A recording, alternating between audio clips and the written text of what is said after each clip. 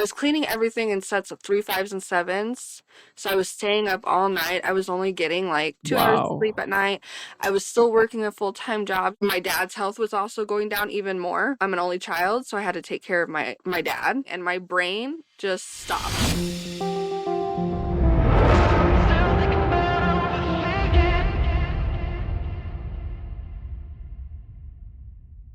Hi, everybody. Welcome to Please Excuse My OCD. My name is Tyler, and here today I have my friend Erika McCoy from Kansas City, Missouri. She is one of the coolest artists I've come in contact with here in the OCD community, and she's an incredible advocate for the IOCDF. I met her in Orlando at the OCD Con. And she's the one who started the Creative Expression SIG under IOCDF. So I really just want to get to know her story more in depth in regards to her, her journey with OCD. How are you doing, Erica? Hi, Tyler. Thank you so much for having me on. It's a pleasure. Anytime I get to meet another creative is makes my heart happy. So, I'm really excited to have you on, and this is I've been seeing your stuff for quite a few months, and you were probably one of the first people that I followed in the OCD community, oh, um, because I just I really came out this year in terms of sharing more about my story with OCD and like becoming more involved in the OCD community. And so to see the things that you're doing and like incorporating your art, I think it's incredible. And I think for people listening who, are hearing you for the first time, can you tell me a little bit about you and like your roots and where you came from in terms of like getting involved in the community and your journey with OCD? well, first I want to say, Tyler, I'm very honored because I love what you do. And so the fact that you just said all that, I'm very honored to hear that. It makes me blush a little bit. Thank you. But um, yeah, for me with my OCD and all of those good things, or bad things, however you want to put that, Sure. I I say my OCD started from what I can remember 6, but honestly, I was born with it. I had um weird things with food when I was really young, like, 2 years old, and stuff that my mom would tell me about. So, I mean, I say 6 because that's from my memory, but it would definitely started much younger than that.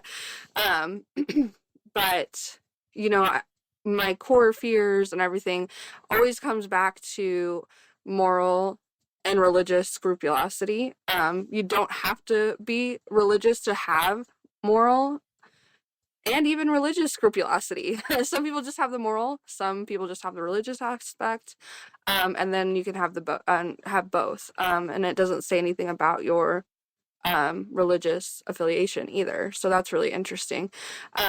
But I was raised Lutheran, which is Mhm. a which is very close to Catholic, but a little different. And I went to private school. I went to a private Lutheran school from kindergarten all the way up to 8th grade.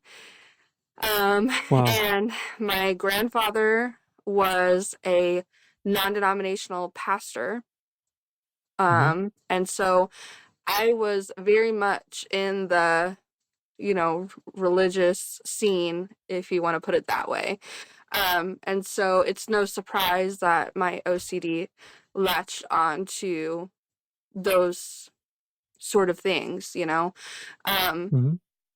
I know, and then I have another component, which is not really, it's my father. Okay, he used to be in the military. He was a military vet, and he also he used to be in law enforcement. Okay, and Hmm. so that made things a little tricky because my intrusive thoughts were not just about am I morally and religiously doing things right or being a good or bad person. I was very fearful of if I didn't do the right things or pray the right way, I might get kidnapped or Mm. something bad might happen to me or my family. Well, my dad, he had probably, I don't know what all his mental illnesses were, but he definitely had them. Um, he was extra paranoid, possibly. I don't know what the right word Mhm. is, about bad things happening to me as well. And so when I would say something like that, he would reaffirm that. So he Mm. would say to me at like 6 years old, of course that's going to happen to you. Interesting. Because he So was like, afraid of that. oh, so he was. It's kind of so if you were to say like, oh, if I don't pray like this, I'll get kidnapped, and Yeah. he would say, of course that's going to happen to you. So that's almost like it's almost like an exposure. Would that be almost like an exposure to like having to deal with that? Like, oh It yeah, kind maybe you're right. maybe, but he was saying that out of fear. It wasn't like let's expose you. You know Oh what I mean? Like he truly thought yeah. that was going to happen. So he had me do extra Wow. things to keep me safe because he believed that was going to happen to me. Oh wow. Okay. So I Wow. had to like for me to Yeah. go outside and play, I had to have a walkie-talkie with me. And because we Oh didn't have okay. cell phones back then, you know what I mean?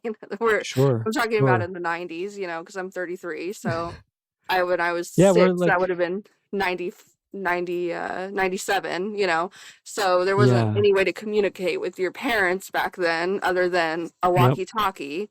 So he would make me like just playing in the neighborhood. I wasn't far away or anything, but Yeah. for me to keep in contact with him, he got a walkie-talkie, two-way walkie-talkie thing, and I would have to Mhm. check in with him through the walkie-talkie, and it was like how police talk. Like I would have, Wow. I'd have to do Yeah. like the Alpha, Bravo, and all of Mhm. that, and I'd have to do 410 over and out. And if I didn't say 410 over and out, he would just wait and he would just keep saying it over and over again until he said 410 over and out to like end the Wow. conversation. So it was very regimented, Mhm. very like militant at home, and like he would just Mhm. say I would, and maybe he had OCD, but I think from being a Vietnam vet, Mhm. so the PTSD from that, 'cause he did secret op things in the Vietnam War, Wow. and then with the law enforcement, so, and he was older, he was much older. Okay, he had me very late in life. Okay, so Wow. he was a police officer back in like the 60s, you know? Mhm. So policing was Mhm. definitely way different back then. Um, Yes.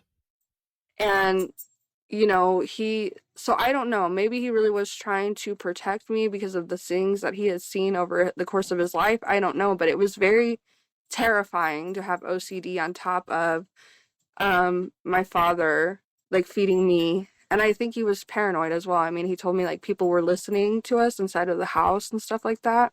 It's So at a young age like that, hearing that, yeah, wow, that sounds extremely challenging.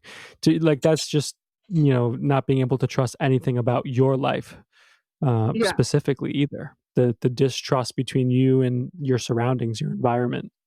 yeah, I was just constantly very afraid. I mean, I was just like terrified constantly. So that was the beginning of things for me. Wow. I ended up having a really bad breakdown when I was 14. I was in high school. I was going to Catholic high school at that time. Mhm. Because Mhm. there was a Lutheran school, but it was in a bad part of town, and my dad would not go for that. Okay. Sure. Sure. Of And course. so I went to Catholic school, and a little bit of education uh, is that Martin Luther, who was the guy that started the Lutheran faith, broke away from he was Mhm. the first one to break away from the Catholic Church. And so Gotcha. I guess some Catholics, or maybe it was just a school I went to, I don't know. On the first day of religion class, with someone that has religious scrupulosity and all that, Mhm. that I've thought many times I was going to hell, right? Mhm. They printed out this thing talking about, and they handed it out during religious class talking about Martin Luther and all the sins that he had committed against the Catholic Church, right? Wow. And I was Lutheran, and I was like, oh my gosh. And it talked about how Lutherans were going to hell, and it was printed in paper. And I was like, what is That is happening? terrifying. And I was like, oh my gosh, I'm going to hell for just being Lutheran. Like, I mean, I had questioned many times because of, I thought maybe because I didn't, my dad had high standards of cleanliness, and there was Hmm. many times I thought maybe because I didn't clean the floor the right way, I was going to go to hell for that, because, one of the rules is obey your mom and dad, stuff like that. Hmm. But then I got this piece of paper printed from this school that said I was going to hell just from being Lutheran, and that just really rocked my world. And then shortly after that, we were told my dad only had 6 months to live.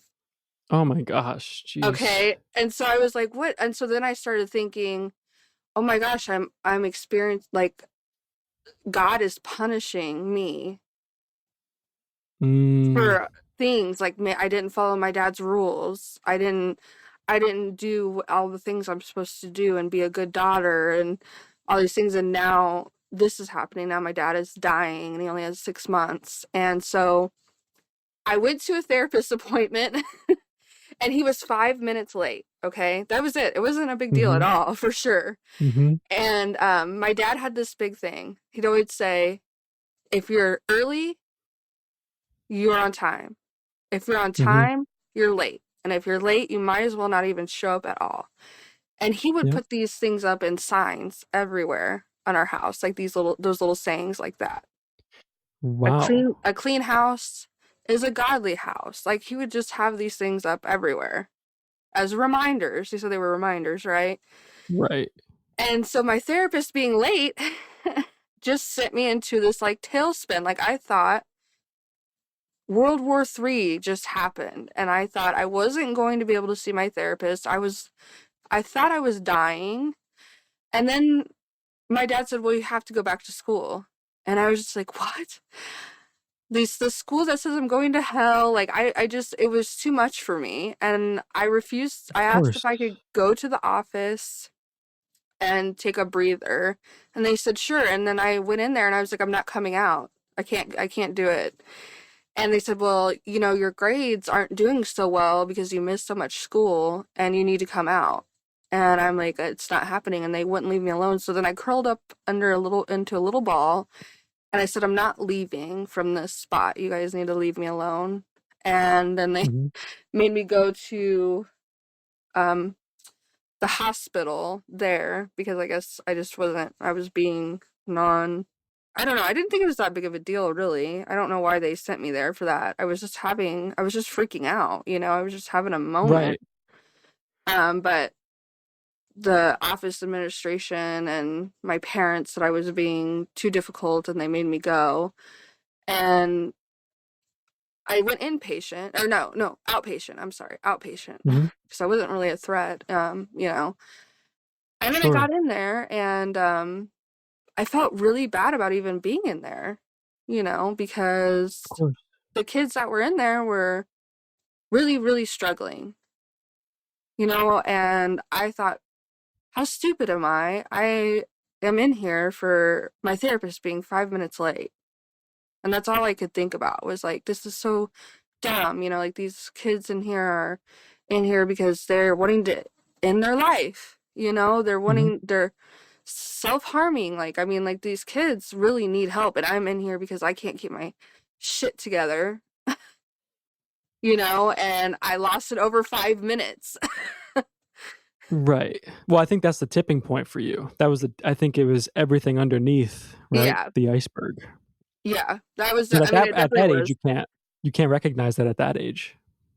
Right. Well, but and that's what I was thinking. And unfortunately, they did not diagnose me with OCD at that point in time. I got diagnosed Hmm. with, I believe it was just generalized anxiety disorder, because they recognized that, I mean, they didn't get CPS involved, but they thought my dad was probably, they said mildly abusive.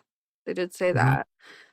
Hmm. Um, but and my mom was around, but she was working so much because my dad had a gambling problem, and so to Mm, keep up with all of that, She had like 3 jobs. She was in the Navy and she was going to school. Wow. So I don't know how she did all that, but she just wasn't home because she was in all these other things, you know?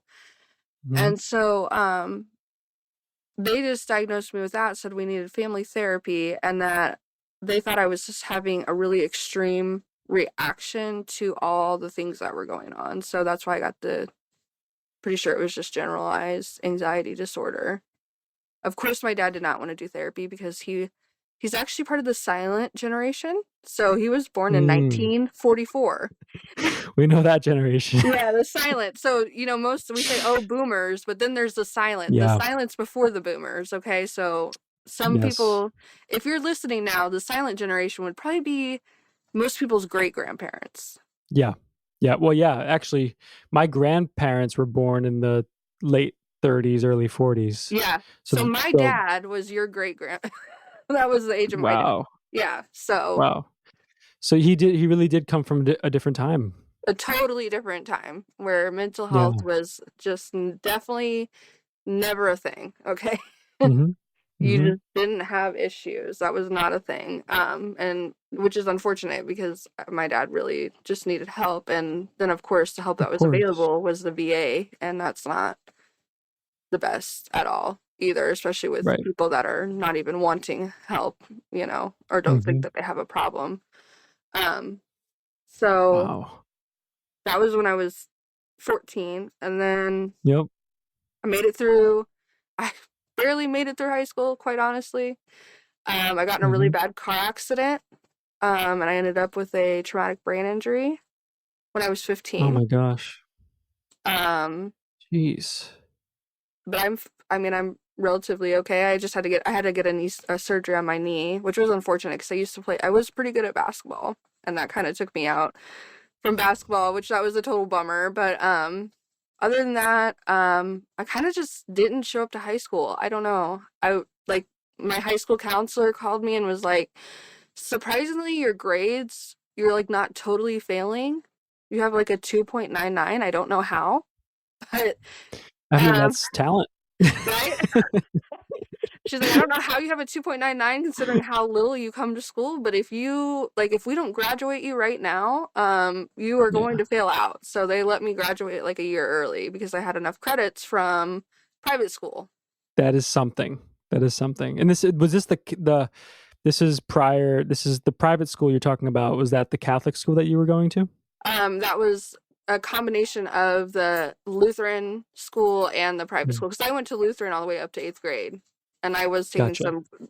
some, like college classes. But I was just trying to deal with a lot of things, and I Mhm. didn't know I Of had course. OCD, and I was constantly in fear of impending raptures, impending hell, impending death. I mean, I just didn't know what was, and I really wanted to be a good person, and I thought I was, but I also was because of OCD and what is moral and religious scrupulosity.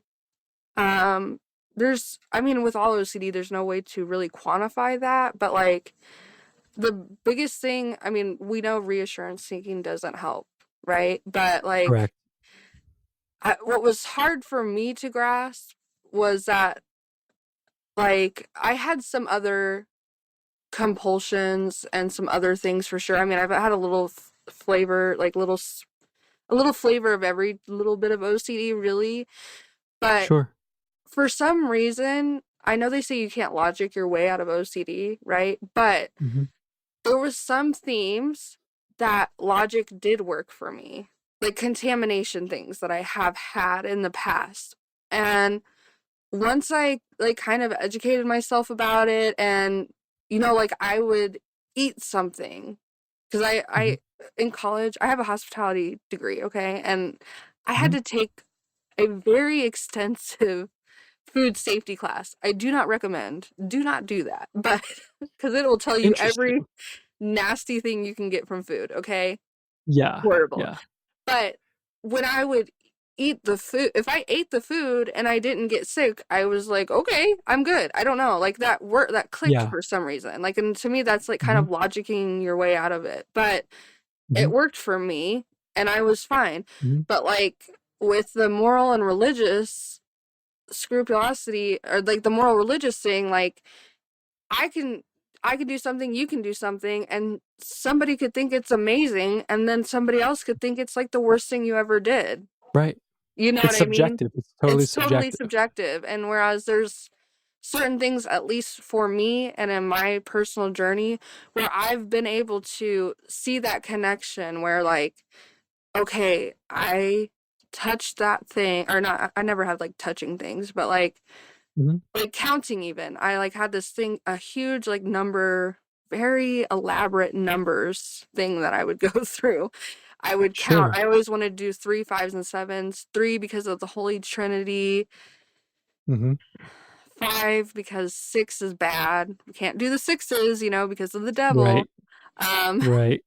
We and then always, yeah, hear that. seven. I don't remember. Oh, seven because seven's a lucky number. It's the magical thinking thing. Yeah. Okay. Gotcha. Gotcha. Magical thinking. And then nines are kind of okay because they're the square root of nine is three. Yeah, I don't know. It was very Yeah. elaborate. Either way. Um Yeah. how I That was come your back. brain's way of doing it. Yeah, I did a lot. I used to do a lot of math, guys. Like it was very stressful the amount of math I used to do. Like what was I doing? But anyway, like not performing that compulsion, the ERP would just work. Like after a while, I was just like, oh, I just don't feel anxious anymore. It's fine. Like to me, Hmm. I guess that's not. To me, that's kind of logically working through that in my mind. Hmm. But with the moral and religious, like you can literally go to a pastor, and that pastor will say one thing. You can go to another one, and that pastor will say something else. And Right. so that's why it feels different. I know it's not different, but it feels so Hmm. much different because it's literally people's opinions and it is subjective, like you said. And that's why it was so Right. hard for me. Like your basis on what you were raised on Yeah. was your faith, was this is how things are done. And so now that's like the blueprint for your brain almost. And Yeah. so now when you go out into the world and you're looking for that confirmation, you're looking for certain things to minimize that anxiety as a young person, and not being able to get it, because now you realize, oh wait a minute, then this person says this, that person says this, what's right, what do I, what do I believe then if this person says this and this person says that? So it creates this like tumultuous cycle between you and like the foundation of your brain. Yeah. And it was a hard thing Wow. to get to a point where I guess for me, I had to realize that everyone has different opinions, everyone has different thoughts, and at least in the thought and opinion world, nothing's right or wrong. Hmm. And that's why I had to use the tool that helped me the most, besides ERP, was radical acceptance. I see that in your profile. You Yes. are the radical acceptance queen for sure. And I know, I mean, like, some people think I like have gone too far into it, but I mean, my gosh, like Hmm. I've had I've had a lot of trauma in my life. I had spiritual abuse, I don't want to say regular abuse, that's not really the right word, but domestic abuse, abuse from my Hmm. father. I've had a lot of trauma. Had a lot of when people, it's not good for OCD, I'll tell you this much. When you are obsessing about the worst case scenario things, right? And Hmm. then the worst case scenario thing does actually happen. Hmm. You're like, and that's what really, because when I had my major breakdown and my, like, suicide attempt, was, my dad filled my head with all these worst case scenario things that he probably did see in real life as a law enforcement officer. And Yes. being over in war, right? Those things he probably did witness. But you know, my Aunt Melissa, who, because my mom was so busy, she was like my second mom when I was growing up. My Aunt Melissa went through a really hard time mentally. She had OCD and bipolar, Hmm. and things started getting weird when I was about 18. I was noticing things were not exactly right. She was like Hmm. stalking me, doing some strange things, and I was just kind of like, I don't know what's going on, but I want to be there for her. Sure. Now let's forward that to 2015. Um, it got really bad. My husband actually had to get a restraining order against her, and it was a 2-year Wow. restraining order, okay? And then so I went 8 months without talking to my aunt because of this Wow. restraining order. And I was really hopeful that she would get the right help that she needed. And then after that 2 years, maybe we could start rebuilding the connection. Hmm. Well, unfortunately, she ended up going missing. Okay. And she ended up murdered. Oh my gosh. Okay. And I was, that was the beginning of the end for me mental health wise, you know? Like, Yeah. I know these things happen in real life. They happen because my dad had been telling me my whole entire life, you're gonna get raped. Or can you say, I don't know. You can You'll say get, whatever you okay, need to you're gonna say. get Yeah. raped. You're gonna get murdered. Like, these bad things happen. And I was fearful of that my whole entire life. Like, I mean, I remember being little, very little, and I had this uh, compulsion, I think. I'm not great with these Hmm. things, but like when I would That's go to okay. bed, I would have to have my covers a certain particular way for me to feel safe, because I just thought if I had my bedding on top of me a certain way, if someone broke in, then they wouldn't be able to see me and I would be safe. That's how I used to like go to Gotcha. bed every night. Okay. I think Hmm. that's a compulsion. I don't know. Um, Definitely. Okay, Definitely. yeah. So that's how I would get prepared for bed every night. And like I would have to be a Hmm. certain way because I know, okay, that would keep me safe and the kidnappers or robbers wouldn't see me. And Hmm. then that happened to my freaking aunt. I'm like, what? And then in the middle of a, I guess, I don't know a family issue on top of that. You know what I mean? And Oh my so gosh. Yeah.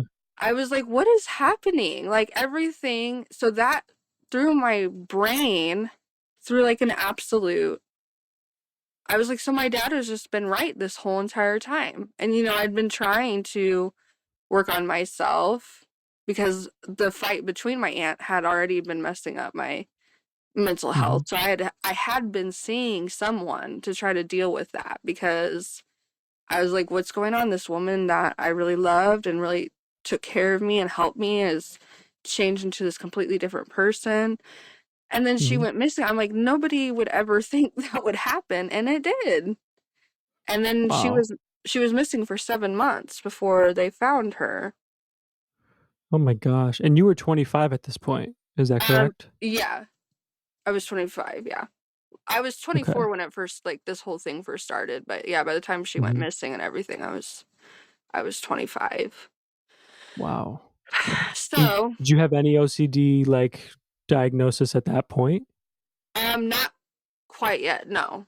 Okay. But it was to the point where, you know, I was not sleeping at all because I was staying up all night. I was at that point in time, it had gotten to the point where I was cleaning everything in sets of three, fives, and sevens. So I was Hmm. staying up all night. I was only getting like maybe an hour or two sleep a night. You know, two hours of sleep Wow. at night. I was still working a full-time job, so I was trying, and it was a very high stress job. I was a like an audit, a quality assurance audit for wound therapy pumps. Very gross job. Wow. Yeah. I was gonna say that sounds pretty intense. Yeah, and they really wanted you to pump it out, you know, like I had to like read through clinical Wow. and make sure, you know, read about people's wounds, and you know, you had to pump it out really, Hmm. like, you were just like a robot. And my dad's health was also going down even more, you know, and I'm an only child, so I had to take care of my dad. as well. And so there was That's just a like lot. all these things like happening, and my brain just stopped. There was no more I could possibly handle. Hmm. And I got pulled out of work in, I want to say, I don't even know, maybe she went missing in May of 2015, and I think maybe in September of 2015, or maybe it was right then, right shortly after that, May of sometime. I don't even remember. This past like 9 years have been a total Wow. blur, man. And I had a son Wow. by then too. I had a child too. That is like, I'm just like astonished because I'm a very empathetic person, and even hearing your story and trying to put myself in that position of that subjective view of your shoes, um, I I can't imagine what that would feel like, or like how I would be able to deal with that. So it's no surprise that your brain was like, "Hold up, we need to shut this shit down like right now." You Oh, it did for shut like itself your down. own good. Yeah. Yeah, it was, I never, like, I couldn't operate. I mean, I was so stuck on trying to find my aunt. I mean, I became very, and I don't mean it in a condescending way, but I was obsessed with trying to find her. I mean, I was on all the blogs, all the like missing persons thing. I would like go out and search the woods. I was like doing everything I possibly could humanly think of to try to find an individual, you Of know. course. And that wasn't working. Nothing was working. And I'm like, what in the freak is going? My dad was health was declining even more, so I was having to go to the hospital because like when you become someone's financial and medical power of attorney, you have to there's lots of Mhm. different things that you have to do for that. My son at that time, he was probably not even 2 yet, and my OCD was just getting worse and worse because then I had my dad's brain or my dad's voice in my brain telling me you're unsafe. Someone's gonna come get you, and I thought I don't even know if it was schizophrenic. Mhm. I was probably the lack of sleep and all of the things combined. Because come to find out, my aunt was dealing with not great people either, you know? Mhm. But I was starting to get really scared. Like, I thought people were watching me, Mhm. and um, it just started getting really scary. I really thought I had some unknown mental illness that had never Mhm. been heard of before. I had no idea that could That's get to that the in point itself is terrifying. of OCD. I did not know that that was what OCD could be. So when my beautiful psychiatrist, that I'm so sad he's not my psychiatrist anymore, um, told me that it was OCD, I was like, you have got to be freaking kidding me. This is OCD? Like, I was wondering before it got to that point when I was like cleaning a lot, you know, the three, fives, Mhm. and sevens cleaning, like who mops their floor 7 times? I was just like, I'm like, maybe this is OCD. I don't know. And that's Mhm. why a little, some people are like, I think we need to change up the cleaning part, but that was the one thing that I was like, maybe that might be OCD. I don't know, because of the awareness Mhm. around that. But all the other crazy, like, and I don't mean it derogatory, but when I Sure. started to think, because here's the thing, I'm open about this, and I think it's okay to be open about. But my Mhm. son was born December 6th, 2013. Okay, 6/13. Wow. Okay, 6/13. Mhm. And so my OCD started latching onto that in a bad way. And the Mm. scrupulosity and the religious scrupulosity started latching onto that in a very, very bad way. And it got me in a bad thing about my son. I started Mhm. thinking that God sent him to punish me over my son I because he see. was very, like, he was acting, he was biting me really hard, and I don't know. So things got really bad with that because of the Mhm. numbers thing. And what happened before I ended up being hospitalized in November of 2015 was I was playing darts. I was trying to like relax a little bit. And every time, probably because I was thinking about it, right? I was Mhm. thinking about it, but I would love playing darts. And Darts are fun. I was trying to relax, and Yeah. every single mother effing dart kept going on 6 and 13. But it was probably because I was thinking about those numbers, actually. That's so interesting. But it made me, Because, I couldn't. I was like, oh no, the the rapture's coming, God's coming to get me. These yep, people my yep. aunt used to associate with, they're coming to get me. I don't know. Like the end is near. You know what I mean? Like Mm-hmm. that night Mm-hmm. was like the end all be all. Like the 6-13 with my son, the 6 and 13 on the dartboard, like that, and Oh that's my when it gosh. was too much. I couldn't, and that's when I dropped my son off, and then I Yep. went and did my thing or whatever, and then I ended up in the hospital. And then I finally started seeing the light at the end of the tunnel. And things got That is, better, or getting better. and we were talking a little bit earlier Yeah. before we started recording, right? And I told you I'm not religious, and I have religious trauma growing Yes. up. And for somebody, because I know what that feels like to be taking everything that's around you and turning it into a sign from God, or God wants me to do this, or God doesn't want me to do, like, everything down to, like, does God want me to have Chick-fil-A today, or does he want me to have, Longhorn? Like, what if he wants me to have Chick-fil-A because he wants me to get sick and have to deal with becoming tougher? There's this mechanism Mm-hmm. that OCD has, where whatever it is that you value, it just will go right in there and just twist it all Chokehold it. into a Yeah. ball.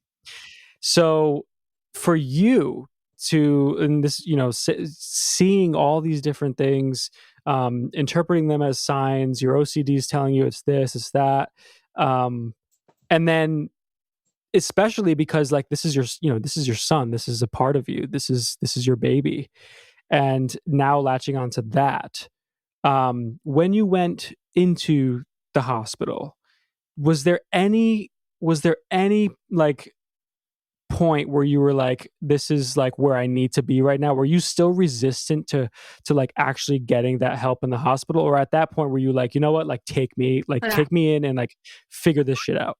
I wanted to be in there. I was so scared. I mean, the thoughts that I was having about my son, I knew was just, I mean, I feel like, so OCD to me is like having two brains, because it's like, Mhm. none of this makes any sense.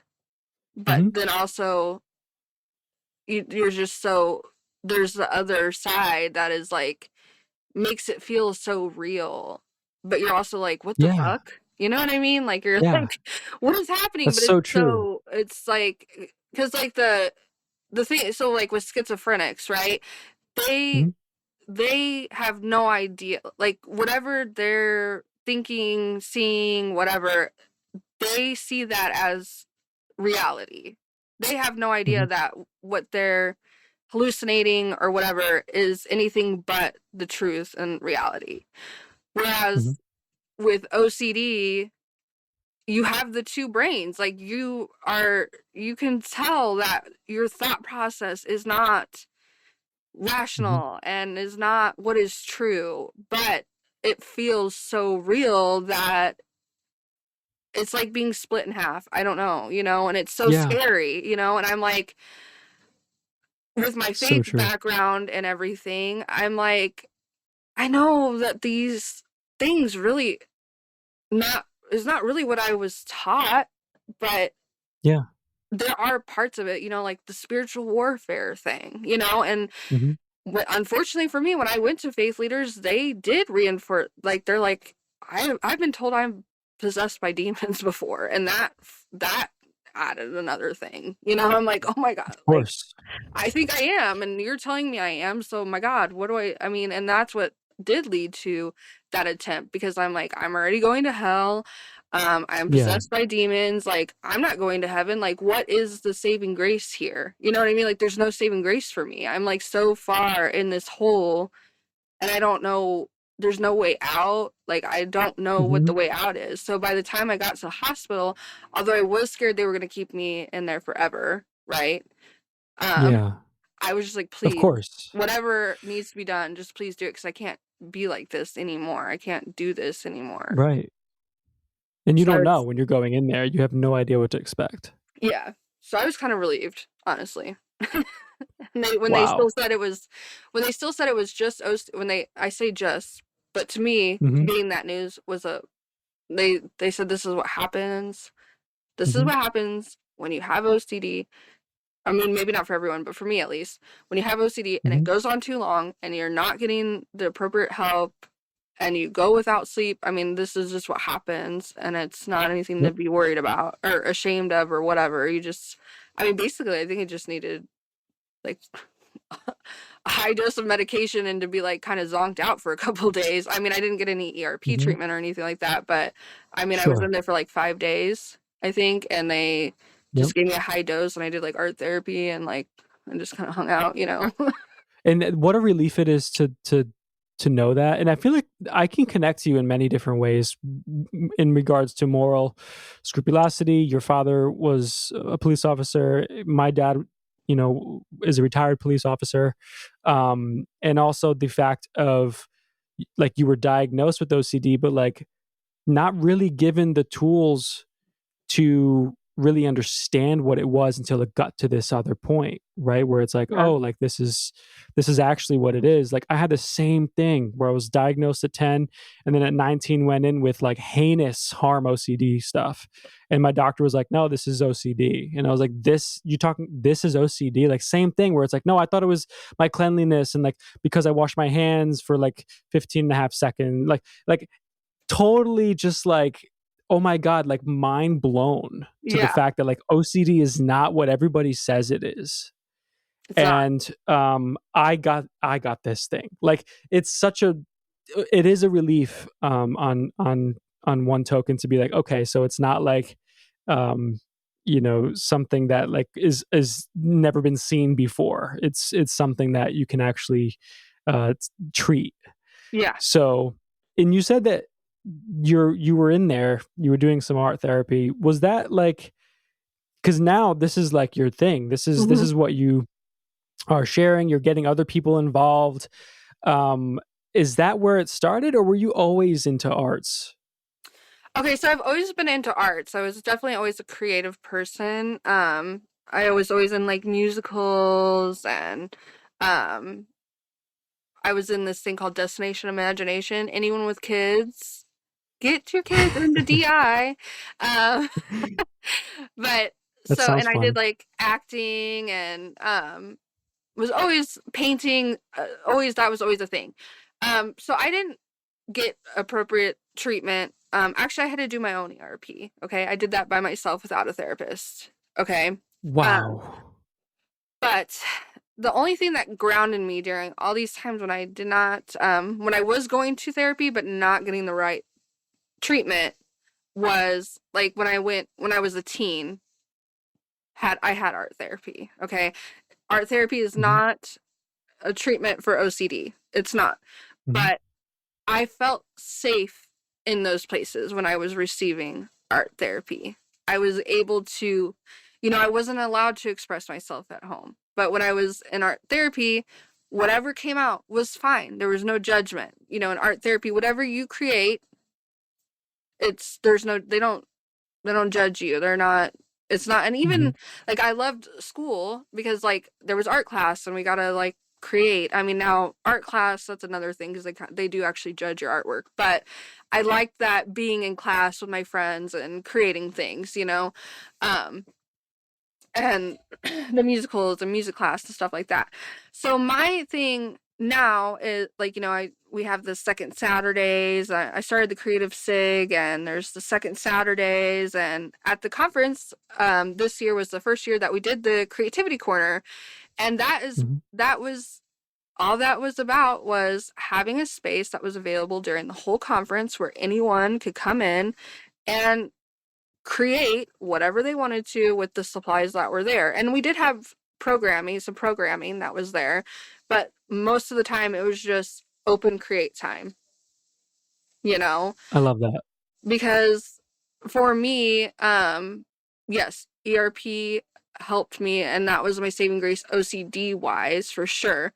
But what grounds me in my everyday is just non-judgmental creating. I love that. That's what keeps me going, you know. And the art that I create now, the art that's in the gallery now, I'm trying to expose the fine art world, you know, Mhm. by getting my art in galleries, to the therapeutic arts, you know. So one of my pieces that are in there right now, well, both of them. One is a digital collage, so collaging is therapeutic art, and then the other is I did neurographic art. Neurographic art is an art therapy technique as well. So go ahead. Can you go into detail about what those two are, like Oh, sure. collaging and yeah? So collaging, I mean, I think most people have done, I think, well, maybe I'm wrong, but I think most people have done a collage of some point in time. Most people do them with like, well, like in the art therapy that I've Like a mood attended, board? there's mood boards or, you know, where you just take like magazine clippings, Hmm. you know, you cut out a picture and put it on a piece of paper, or you can add paint if you want to, or Sure. what have you. Now, what I did to the one there is I wanted to represent the time that was during my healing, or like during my, like when I diagnosis to getting, well, it was mostly diagnosis because I have like the CPTSD, major depression, um, Hmm. OCD.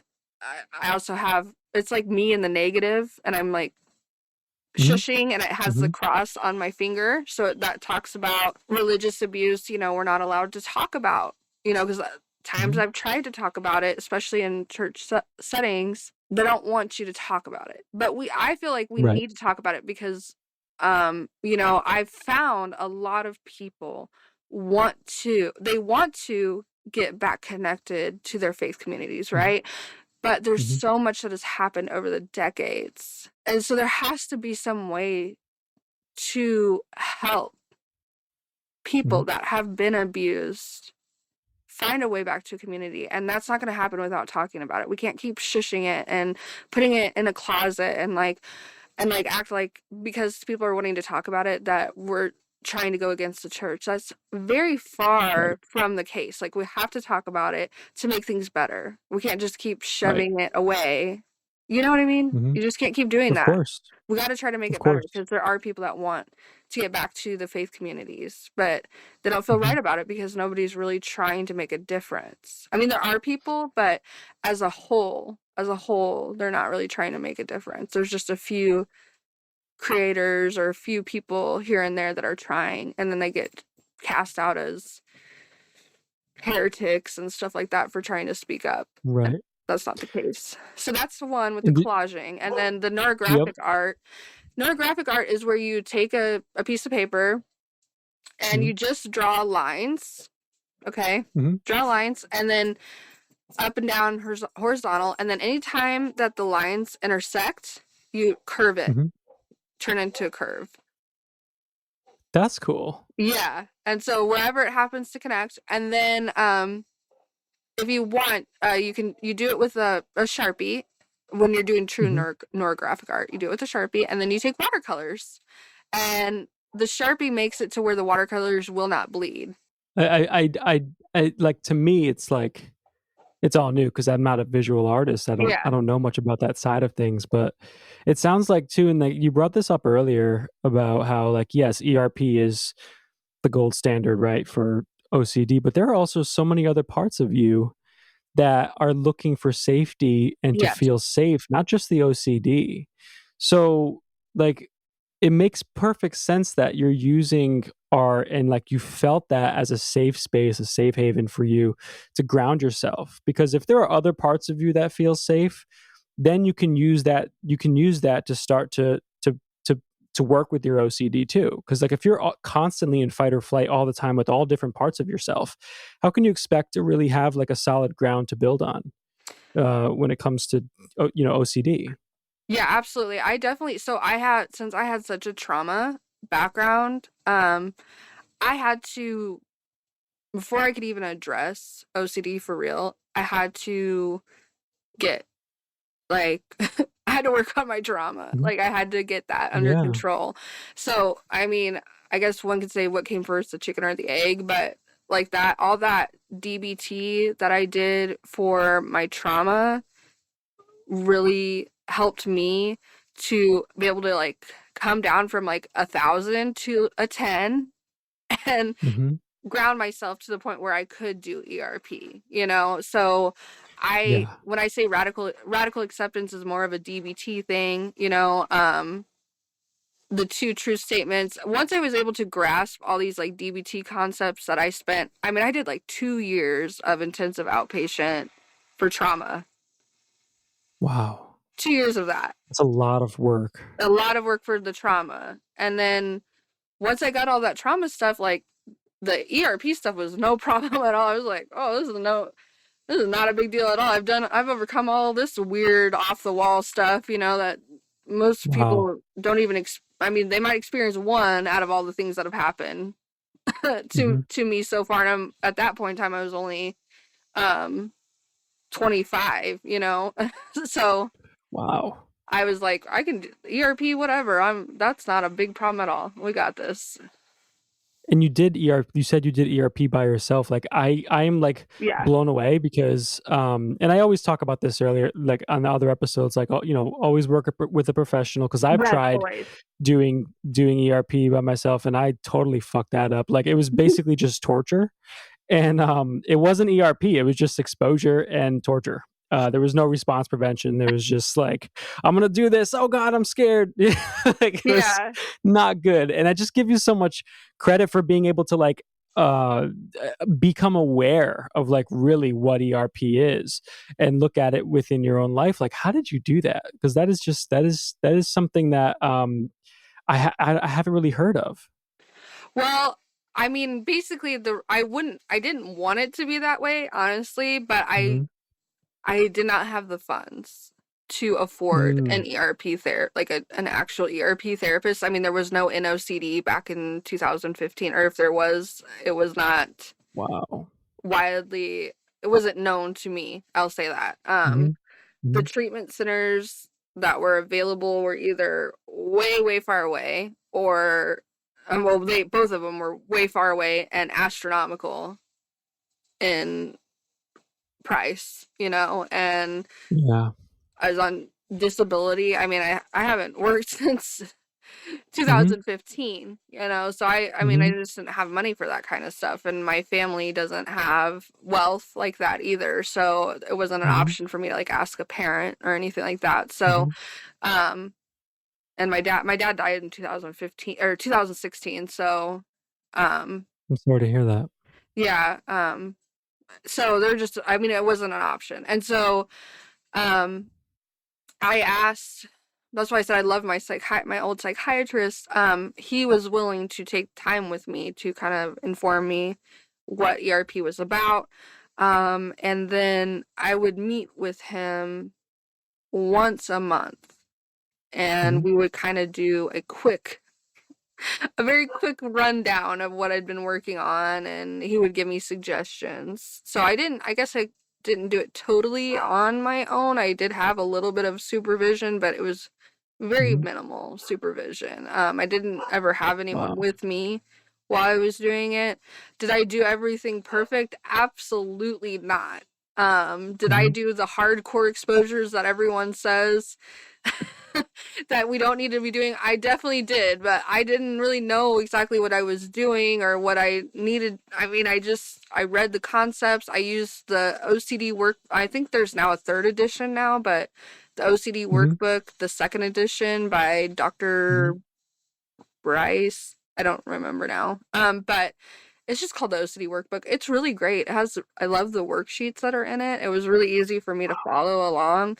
Um, and, you know, I mean, if I just couldn't do it that day, I couldn't do it that day. I mean, you just really learn. And I had a lot of it was slow for me. You know, like I'm really happy for Yeah. the people that, you know, I watch them and they're able to get in with a therapist and they make a lot of progress quickly, and that's what I would hope if Mhm. you're with a therapist, you know. But for me, Right. my journey, it's still ongoing, and it was slow. It was very slow.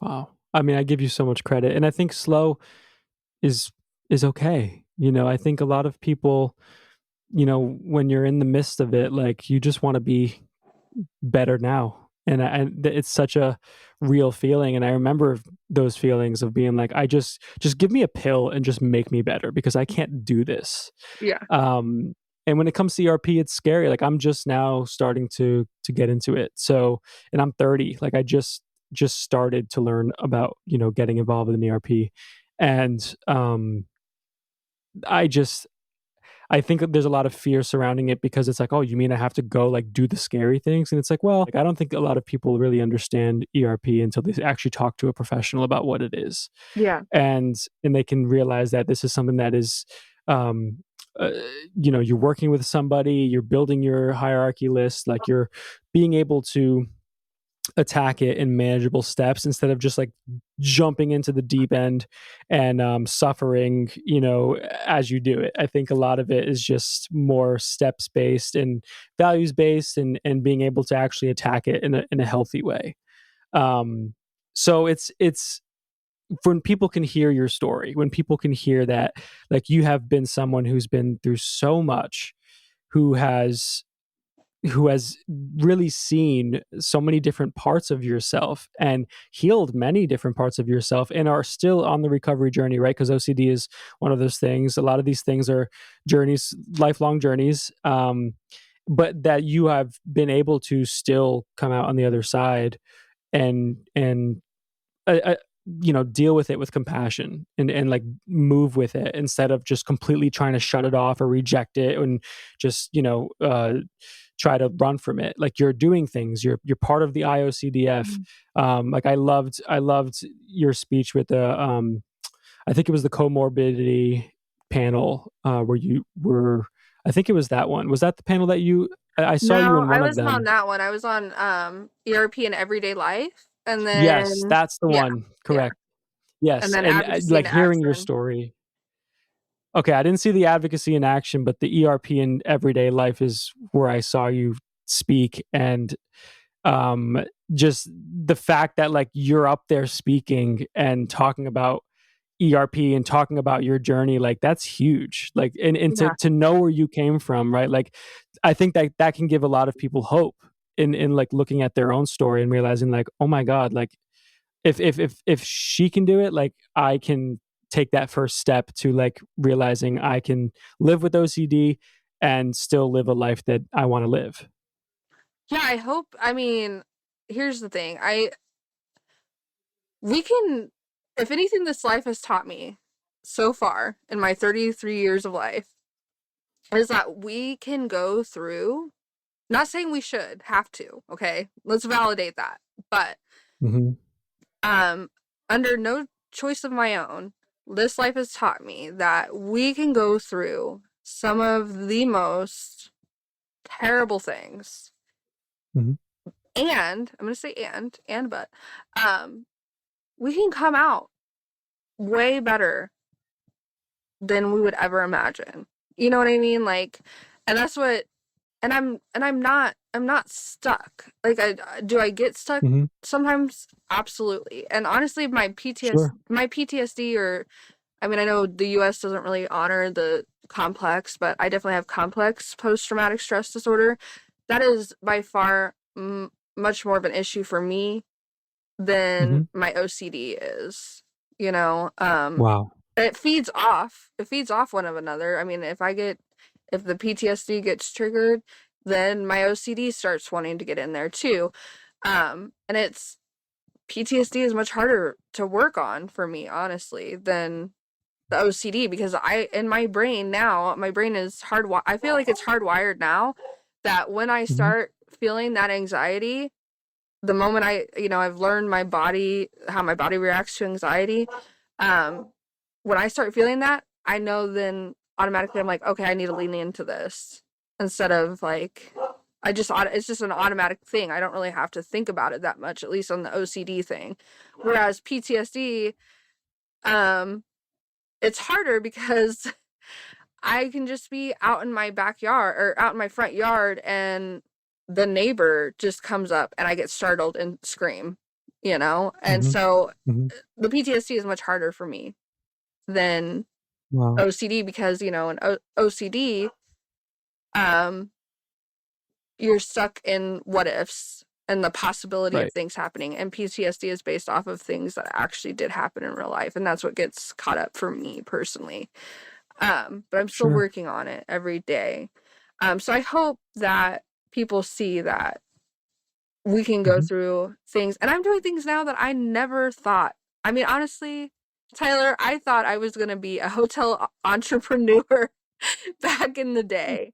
And that's what I went to school for. And I was like, I'm going to be Yeah. traveling the world, going to different hotels and whatever. And then I definitely failed out of getting my bachelor's degree. I have no desire to ever go back to school.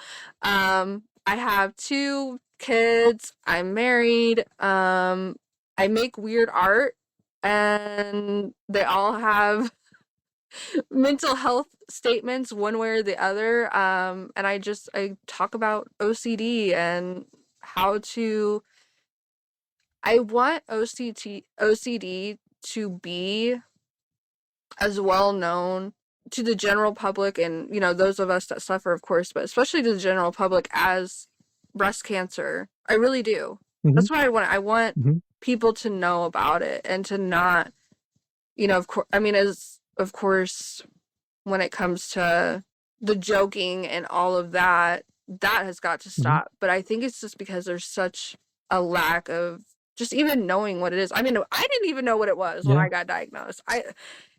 I thought they were going to institutionalize me and I was like never going to see my kid or my husband again, you know? But it was Yep. OCD. And I just think we're Yeah. just missing that. So like my goal is to use art as a way to connect with people, to Hmm. bring community. You know, I really want to develop community with Hmm. not just our OCD community, but the community as a broader, and then get to a point where OCD is well known by everyone. And I mean everyone, not just Yeah. our community Yeah. and the people that know us. I mean everyone. That's what I want. Yep. I love that. I think you're doing the right things to make that happen. I think we have to continue, whether it's talking about it here, like you said, you talking about it in the church, you talking about it in the aspects of your life where you are able to connect to people. I mean, I have people in my family who still think OCD is just cleaning. And it's like, well, I mean, this is, I don't even know. By the time this comes out, it's probably going to be episode 25, 26 of the podcast. But it's like, there's so many people who are sharing resources, sharing their stories, and it's still not enough. Like, we still need people to speak up about their story. And like, I had my friend Kyle Moore, who he runs the podcast Life's a Wreck, and Mm-hmm. I saw his post this morning. He was talking about, he's like, you don't need any sort of validation to share your story that it has validity. Like, sharing your story helps other people come forward and It share does. theirs. And so I think you're doing an incredible job. I mean, I love the art that you make. I love what you stand for, and I think too, finding that you have helped bring another aspect of yourself to, like, even the IOCDF, like being able to create the creative expression SIG, like the creative corner, the creativity corner at the OCD conference, like, which I wasn't even able to go. I didn't I was so like, I also have ADHD. I was like this all day. And I you were felt only so there for a day, overwhelmed. right? You were only there for like a I day. was there for 2 days, Okay. yeah, so I was just like, I was looking at all the panels, and I was like, "Oh, we gotta go to this one, we gotta go to this one. Well, I gotta meet this person," and my mom was like, "Chill, dude, like, relax." I was just so excited to be there, You're coming to but I Chicago, think that you're right? doing. Oh, yeah, Good. yeah, absolutely, like, my goal is to eventually be on a panel, and to help, bring awareness in that retrospect. So I'm so passionate about it, and I love connecting with people such as yourself, and everybody in the community is just so loving. And I'll say it, I'll die on this hill that everybody, like, most people with OCD, most of them are probably the nicest people you'll ever meet. Well, we've been through And hell. they're We the live in least hell every day in our brains. I mean, right. But like we're the least yeah, dangerous people that I you'll ever know. meet, and like we're the ones who are the most worried about it, you Yeah. know? Well, And that's how you know. I mean, I was always told, like, I was always so worried that I was a horrible mom. And everyone would always say, like, the fact that you're worried about it. I mean, the people that are, the people that aren't worried about it are the ones that you need to worry about. Mhm. You know what I mean? Like, Yeah, and so yeah. my biggest thing is that I really, if you want to get involved with the IOCDF, please sign up to be a grassroots advocate. We need people. I Okay. did. Yeah. And the Yeah. people that are listening, that's how Mhm. you'll get an email and it tells you what's going on, ways to get plugged in, or sign up for a SIG. There's like 19, I think. I don't know. There's something for everyone, whatever you're into, or if there's like Hell yeah. some place you see missing, like if there's something that you're Mhm. into and you don't see it on the list, like you can even start a special interest group, and be you don't have to be like an IOCDF advocate or anything like that. But I love our grassroots advocates the most, because here's the thing, like I think there's like 33 IOCDF advocates. Like we literally could do nothing without all the grassroots advocates. Like, do you think we could do that much with just the 33 of us? No. We couldn't. Like Wow. we need the grassroots, and we need more, because I know to really reach the people that we need to reach, we need more and more, and people that are excited and enthusiastic to really get you know the awareness out there. Like we need as many as Mhm. possible. The more that, and Yeah. I really believe that all of us hold an immense value in whatever it is that you're doing, even if you're just like at the point, like I signed up to be a grassroots advocate in 2015, the moment when I got diagnosed. So I've been a grassroots advocate Wow. since 2015 until just last year. Okay, so it's been a long time. But I was so Wow. excited just to know that I was a part of something. Now, was I at a point where I could do much? Mhm. No, but I was still, a lot of my advocacy until like 2 years ago probably was mostly just like to my own family members. Like sometimes the best advocacy you can do is self advocacy, like just doing things so the people around you can understand, or like Mhm. being able to get out of bed and brush your teeth. Like that's self advocacy. Like a lot of people think So you have true. to have like a big following. Like I don't even have a big following, Tyler. I have a small following. Like it doesn't matter what you do, as long as you're trying to do something to better yourself, to better Mhm. the people, like the people's understanding around you. Like, but we need you. And the grassroots advocacy program is great, and it helps ways for you to plug in, if you're Yeah. not. I mean, I'm a creative mind, so I always have ideas in my head on top of Mhm. having OCD, which is really fun in and of itself too. Um, so I always have ideas going, but I know not everyone is like that. So that's another thing I like about the Mhm. grassroots advocacy program, is that it tells you like, hey, this is what we have. This is ways you can plug in. So And that's straight on the IOCDF website. yeah, right. It's like advocates, how to get involved. There's the Mhm. dare to share, and it gives you like a little, like you can hold a little. I know a lot too much information, but That is so cool. there's a But I dare think to this is share. important, Yeah, there's dare to share. you know? That's where like you can tell people about OCD with like facts, and Mhm. it has like a little information you can download and print off, and you can hold like a little event to tell people about your OCD story. And Wow. That is I so cool. I know too much about I all think those insides and out. I think that's exactly what we need. We just need to share that, and if anyone listening to this is interested, being able to go on the International OCD Foundation's website, I think it's .org, right? Yeah, IOCDF.org, yeah, it is. to find that. And so where can people find you in your work? You can find me on Facebook at Erika McCoy. I'm also on LinkedIn, and I do have a link tree as well that has all my like blogs I've written. all the different other podcasts I've been on, and like upcoming events, ways to sign up for Second Saturdays and the Creative Sig, and it's the link in my bio there. Awesome. I'll make sure to include all of that in Okay. the show notes. I mean, Erika, this was amazing. I really appreciate your time Yeah, thank and your you. story. You know, your advocacy, like that's so incredible. And I this is what the podcast is for, to share stories about who we are, you know, how OCD is present in our lives, and hopefully you know, other people can walk away with something from these in reflection of their own, you know, their own lives. So I really appreciate your honesty and your truth and coming on here and just talking. Yeah, thank you so much. It was great. I had a good time. It was a good conversation, and I hope that anybody that's listening knows that you're not alone.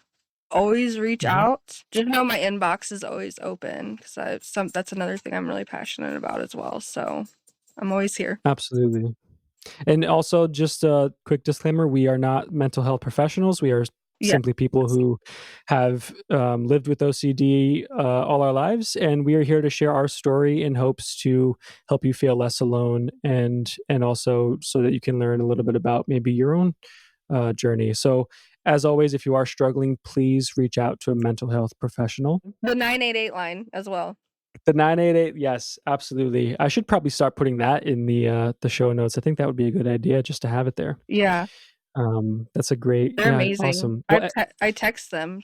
You can text them you, as well. Yeah, I did not realize that. and they'll Wow. text you Well, back. there's resources. There's resources, and that's the important part. So, Erika, thank you so much. Yeah, thank you.